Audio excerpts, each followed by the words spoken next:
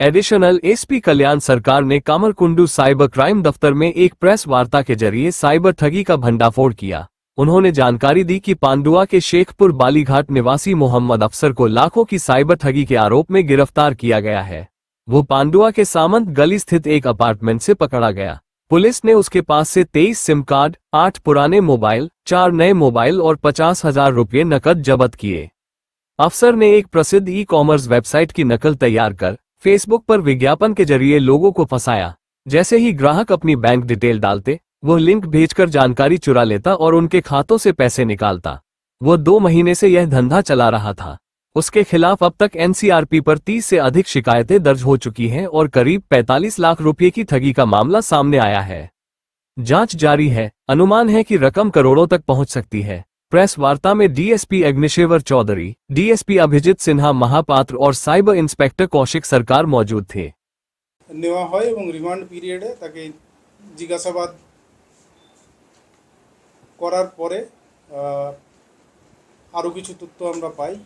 তার মধ্যে থেকে যেটা আছে, আমরা যে সিজারগুলো করতে পেরেছি সেটা হচ্ছে কিছু আরও মোবাইল ফোন যেগুলো ক্রাইম করার জন্য ইউজ হয়েছে। আরও ফার্দার আমরা ওটা মানে ওয়ার্কআউট করে আরও দেখব যে কতটা গভীরে এই ক্রাইমটা বা কতটা বিস্তৃত আছে এই ক্রাইমটা। আর তাছাড়া যেগুলো ফিজিক্যালি আমরা সিজ করতে পেরেছি সেটা হচ্ছে একটা এগ্রিমেন্ট ডিড, যেটা ওই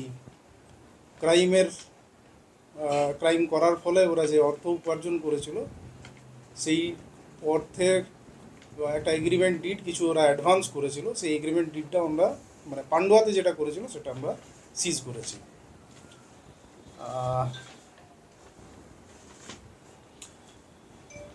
ইনভেস্টিগেশনের সময় আমরা আরও জানতে পেরেছি যে এই গ্যাংটা শুধুমাত্র পশ্চিমবঙ্গেই নয়, পশ্চিমবঙ্গের বাইরেও আরও 4-5টা স্টেটে এরা ক্রাইম করেছে এবং পশ্চিমবঙ্গেও আরও 4-5টা জেলাতে ক্রাইম করেছে, যেগুলোর এক্স্যাক্ট রিপোর্টিং পাইনি। কিন্তু এনসিআরপিতে মানে আমরা ইনভেস্টিগেশনের সময় যেটা দেখতে পেয়েছি যে ফোনগুলো ইউজ হয়েছিল ক্রাইমে, সেই নাম্বারগুলো মানে এনসিআরপি পোর্টালে অলরেডি রিপোর্টেড আছে এবং সেই সংখ্যাটা বেশ ভালো, মানে মোটামুটি 25 থেকে 30টা আমরা ইতিমধ্যেই পেয়েছি। আরও হয়তো আছে যেগুলো ফার্দার ইনভেস্টিগেশনে আমরা জানতে পারবো।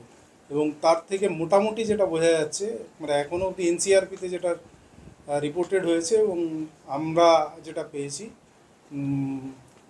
ক্রাইমটা মোটামুটি এখনও অবধি যা পেয়েছি তা সেটা 35 থেকে 40 লক্ষর মতো প্রতারণা হয়েছে এখনও অবধি। এই ফিগারটা কোথায় গিয়ে দাঁড়াবে সেটা আমরা এই মুহূর্তে বলতে পারছি না। Thank you. এই নতুন মোবাইলগুলো কী করে কী হবে, নতুন যে সেটগুলো নতুন সেটগুলো দেখুন, ওরা প্রতারণা যেটা করতো সেটা হচ্ছে যে ব্যাংকের ডিটেলস ওরা ওই যারাই ডেবিট কার্ড ক্রেডিট কার্ড অপশানটা বিগ বাস্কেটের যে ফেক প্রোফাইল আছে সেইটা অ্যাভেল করতো এবং ওই ডিটেলসটা দিত আর এপিকে ফাইলটা ডাউনলোড করতো, তখন ওদের যে ব্যাংকের অ্যাক্সেসটা এদের কাছে চলে আসতো।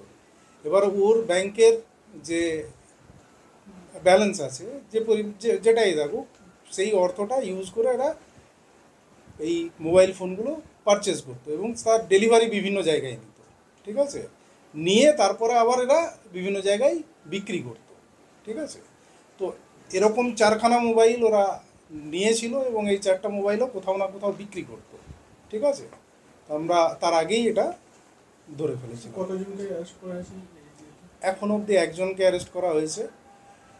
ফেক আইডিটা যারা ক্রিয়েট করেছে, মানে বিগ বাস্কেটের যে ফেক আইডি সেটা যারা ক্রিয়েট করেছে তাদের পার্টিকুলার পাওয়ার আমরা মানে ইনভেস্টিগেশনের সময় তাদের আমরা খোঁজখবর করেছি এবং বেশ কিছু তথ্য পেয়েছি। যেহেতু এখনও অ্যারেস্ট করতে পারিনি, সেই জন্য আমি টেকনিক্যাল ডিটেলস এবং কী কী পেয়েছি সেটা নিয়ে আমি। কতদিন আগে হয়েছে এই ক্রাইমটা? আমাদের কাছে সোর্স ইনফরমেশন 16 তারিখে আসে এবং আমরা দেন অ্যান্ড দেয়ার রেড করি। এখনো পর্যন্ত কত টাকা উদ্ধার হয়েছে?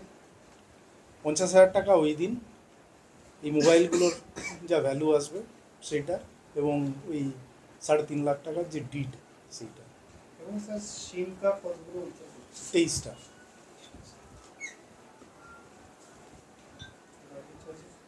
স্যার অপরাধীর নামটা অভিযুক্ত নাম? বলছি, অভিযুক্তর নাম হচ্ছে এমডি আফসার, 26 বছর বয়স। বাবার নাম তাসলিম কালান্দার। এর বাড়ি পান্ডুয়াতেই, শেখপুকুর বালিঘাট।